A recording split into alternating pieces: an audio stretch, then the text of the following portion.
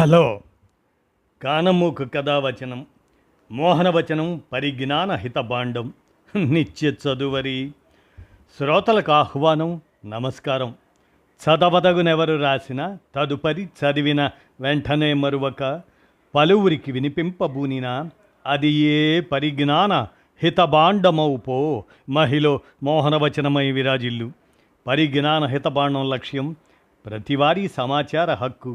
ఆస్ఫూర్తితోనే ప్రముఖుల జీవిత విశేషాలు శీర్షికన కొమర్రాజు లక్ష్మణరావు 150వ జయంతి. ఈ సందర్భంగా డాక్టర్ దామెర వెంకట సూర్యారావు విరచిత ఈ అంశాన్ని మన కానమూకు కథావచన శ్రోతలకు ప్రముఖుల జీవిత విశేషాలు శీర్షికను వినిపిస్తున్నాను, వినండి. కొమర్రాజు లక్ష్మణరావు 150వ జయంతి. ఇక వినండి జీవిత విశేషాలని. అచ్చ తెలుగు విజ్ఞాన దీప్తి కొమర్రాజు లక్ష్మణరావు. మన దగ్గరి విద్యావంతులు బెంగాల్లో ప్రాచుర్యం పొందిన భావ చైతన్యం వల్ల ప్రభావితులవుతున్న కాలంలో ఒక యువకుడు నాగపూర్లో విద్యార్థి దశలోనే రచయితగా రాణించాడు. అక్కడి భాషలో జరుగుతున్న విజ్ఞాన కృషిని తన మాతృభాషలో ప్రారంభించాలని సంకల్పించాడు. తెలుగు భాషా చరిత్రల పరిశోధన పితామహుడిగా, విజ్ఞాన సర్వస్వ రూప శిల్పిగా అనంతర కాలంలో పేరు ప్రతిష్టలు ఆర్జించిన ఆ యువకుడే కొమర్రాజు వెంకట లక్ష్మణరావు. ఆయన 150వ జయంతి సందర్భంగా ఆయన జీవిత విశేషాలను డాక్టర్ దామెర వెంకట సూర్యారావు అందజేసిన మీదట వినిపిస్తున్నాం. కొమర్రాజు వంశీకులు పాత కృష్ణా జిల్లా పెనుగంచిప్రోలు వాస్తవ్యులు. లక్ష్మణరావు 1876 మే 18న అనగా 150 సంవత్సరాల క్రితం గంగమాంబ వెంకటప్పయ్య దంపతులకు జన్మించారు. బాల్యంలో విద్యాభ్యాసం దేవరకొండలో జరిగింది. ఆ తర్వాత నాగపూర్లో బావగారు బండారు మాధవరావు దగ్గర ఉండి చదువుకున్నారు.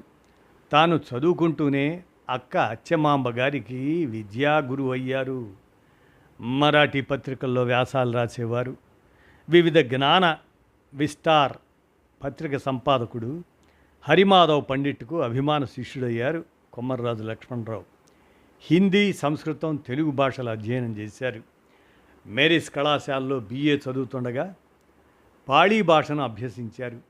ఆ భాషను అభిమాన విషయంగా నేర్చుకున్న తెలుగువారిలో ప్రథముడనిపించుకున్నారు లక్ష్మణరావు గారు. కలకత్తా విశ్వవిద్యాలయంలో తత్వశాస్త్రం, సంస్కృతం ఐచ్ఛిక అంశాలుగా MA పరీక్షలో ఉత్తీర్ణులయ్యారు. మరి మాతృభాషలో సేవలు అనే దాన్నే మనం గమనిస్తే మునగాల సంస్థానంతో లక్ష్మణరావు కుటుంబానికి చిరకాల అనుబంధం ఉన్నది. తండ్రి మరణించిన 2 దశాబ్దాల తర్వాత 1902లో ఆ సంస్థానానికి కొమర్రాజు లక్ష్మణరావు గారు దివాన్గా బాధ్యతలు చేపట్టారు. ఆ ఎస్టేట్కి సంబంధించిన కోర్టు వ్యాజ్యాల నిమిత్తం లక్ష్మణరావు మద్రాసుకు మకాం మార్చారు. BAలో చేరడానికి ముందే కృష్ణా జిల్లా కంకిపాడు కరణం కానూరి మల్లికార్జునుడి కుమార్తె రామకోటమ్మను వివాహం చేసుకున్నారు. కొమర్రాజు రాజకీయాల్లో తిలక్ అభిమాని, ఆంతరంగికుడు. సంస్కరణవాదంలో, సాహిత్య సేవలో కందుకూరికి అనుయాయి. మహారాష్ట్రలో పెరిగిన, మద్రాస్ కార్యస్థానమైన తెలుగునాట ఎన్నో సంస్థలను నిర్మించి ఆధునిక సాహిత్య సృజనకు, సమాజ అభ్యుదయానికి తోడ్పడ్డారు. వీరికి సంస్కారవంతులైన మిత్ర బృందం ఉండేది. మిత్రుల సాయంతో 1901 సెప్టెంబర్ 1న హైదరాబాదులో శ్రీకృష్ణదేవరాయ ఆంధ్ర భాషా నిలయాన్ని స్థాపించారు. 1906లో హైదరాబాద్ నగరంలోనే విజ్ఞాన చంద్రిక గ్రంథమండలిని నెలకొల్పారు. దానికి అనుబంధంగా పుస్తక పఠనాభిరుచి పెంపొందించడానికి 1912లో విజ్ఞాన చంద్రికా పరిషత్తును ప్రారంభించారు.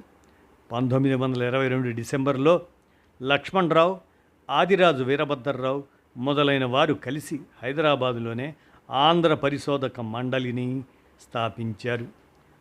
సమాజం విద్యావంతం కానిదే ఏ జాతి, ఏ దేశం అభివృద్ధి సాధించలేదు అన్నది కొమర్రాజు నమ్మకం. మాతృభాషలోనే సాహిత్యాన్ని సృష్టించాలన్నది ఆయన ఆకాంక్ష. దేశ చరిత్రలు, దేశభక్తులు, సంఘ సంస్కర్తల జీవిత చరిత్రలు, స్వీయ చరిత్రలు, శాస్త్ర గ్రంథాలు మాతృభాషలో వెలువడాలని కొమర్రాజు వారు భావించారు. తన సంస్థల ద్వారా ఇతరుల గ్రంథాలను ప్రచురించడమే కాకుండా తాను కూడా విస్తృతంగా రచనలు చేశారు. శివాజీ చరిత్ర, హిందూ మహాయుగం, మహమ్మదీయ మహాయుగం, హైందవ చక్రవర్తులు వీరి చారిత్రక గ్రంథాలే. వివిధ అంశాలపై ఆయన వ్యాసాలు లక్ష్మణరాయ వ్యాసావళి శీర్షికన 2 సంపుటాలుగా వెలువడ్డాయి. కొమర్రాజు జీవిత చరమాంకంలో రచించిన ఆమూల్య గ్రంథం తెలుగు భాషా తత్వం. లక్ష్మణరావు గతించిన 66 ఏళ్ల తరువాత బోధరాజు రాధాకృష్ణ వారి పరిష్కరణలో ఈ గ్రంథం 1989లో వెలుగులోకి వచ్చింది. లక్ష్మణరావు గేయాలు, కథలు కూడా రచించారు.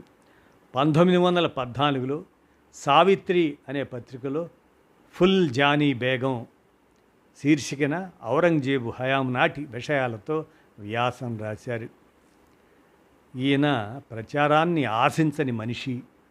దక్షిణ భారత భాషలు సాహిత్యపరంగా వికసించినా విజ్ఞాన సర్వస్వం రూపొందలేదు. తెలుగులో అలాంటి గ్రంథాన్ని అక్షర క్రమంలో తయారు చేయాలని ప్రగాఢంగా తలపోశారు లక్ష్మణరావు గారు. మరాఠీలో డాక్టర్ ఖేడ్కర్ విజ్ఞాన సర్వస్వం కొమర్రాజుకు స్ఫూర్తినిచ్చింది. ఆ బృహత్ యత్నంలో గాడిచెర్ల హరిసర్వోత్తమరావు, మల్లంపల్లి సోమశేఖర శర్మ, ఆచంట లక్ష్మీపతి, ఆదిరాజు వీరభద్రరావు, అయ్యదేవర కాళేశ్వరరావు వంటి ప్రముఖులు కొమర్రాజుతో కలిసి పనిచేశారు. లక్ష్మణరావు దివంగతులయ్యేసరికి ఆతో మొదలయ్యే ఆరోపాలను అవి మాత్రమే 3 సంపుటాల్లో రచించగలిగారు. ఆయన తలపెట్టిన కార్యక్రమం అటు తర్వాత వేరొక ప్రణాళికతో మరో సంస్థ పక్షాన పూర్తయింది. లక్ష్మణరావు సోదరి బండారు అచ్చమాంబ ఆధునిక కాలంలో తెలుగు కథా సాహిత్యానికి ఆద్యురాలిగా గౌరవ స్థానం పొందగా, కుమార్తె అచ్చమాంబ ప్రజా వైద్యురాలిగా, పార్లమెంట్ సభ్యురాలిగా సేవలందించారు. కుమారుడు వినాయకరావు కొంతకాలం అభ్యుదయ పత్రికను నడిపారు. లక్ష్మణరావు తాను విశ్వసించిన సంఘ సంస్కరణ కార్యాలను నిరాడంబరంగా చేశారు. ప్రచారాన్ని, కీర్తిని ఆశించకుండా, తెలుగువారి ఔన్నత్యం కోసం ఆరోగ్యం లెక్క చేయకుండా శ్రమించిన ఆ మహామనీషి 1923 జూలై 13న కీర్తిశేషులయ్యారు. ఏది ఏమైనా కొమర్రాజు లక్ష్మణరావు గారు 150వ జయంతి సందర్భంగా డాక్టర్ దామెర వెంకట సూర్యారావు విరచించి అందజేసినటువంటి ఈ అంశాన్ని మన కానమోకు కథ వచ్చిన శ్రోతలకు ప్రముఖుల జీవిత విశేషాలు శీర్షికన ఈ అంశాన్ని వినిపించాను. విన్నారుగా. ధన్యవాదాలు.